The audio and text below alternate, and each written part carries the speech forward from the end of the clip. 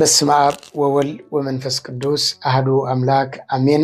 አመላ ዓለም ኮንኩም ነዚ ድምጽ ዝትሰምዑ ነዚ ምስሊ ዝትሪኡ ነዚ መንፈሳዊ ቻነል አረጋዊ ዩቲዩብ ትከታተሉ ፍጹም ሰላም ናይ ክርስቶስ አምላኽና ሰላም ንዓኻትኩም ይኹን። እግዚአብሔር አምላኽና ፈቂዱ እንኳዕ ብሰላም ናብ ጾመ ነነዌ አብጽሕና ጽባሕ ጾኒ ጾመ ነነዌ ዝጅምረሉ ዕለት እዩ። እንኳዕ ብሰላም አብጽሕና ኩላትና ነዚ ጾም እዚ ክንጾሙ ይግባአና።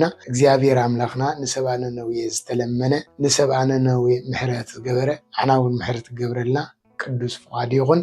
ብስፍሕ ዝበለ ትምህርቲ ኣብ ካልእ ኣብ ዝቕፅል ቪድዮ ክመፅእ እንኳዕ ብሰላም አብጽሕና ብሩኽ ምጅማር ጾመ ነነዌ ይግበረልና። ጾመ ነነዌ ንሰለስተ መዓልቲ ዝኸይድ ስለዚ ኩላትና ክንጾሙ ይግባአና። በረኸት ናይ ነነዌ እግዚአብሔር አምላኽና ይሕድረልና።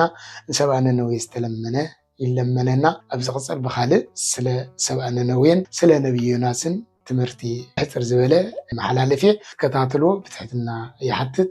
እግዚአብሔር አምላኽና ጾመ ስሬት ጾመ ድሕነት ጾመ በረኸት ይግበረልና። ብሰላም የፈጽመና ዘን ሰለስተ መዓልቲ እዚ መልእኽቲ ላይክ ሼር ኮፒ ሊንክ እንዳገበርኩም ናብ ማሕዘትኩም ኣካፍልዎ ዘይፈለጠ ኩሉ ስለ ዝኽእል ይቐኒለይ። ወስብሐት ለእግዚአብሔር።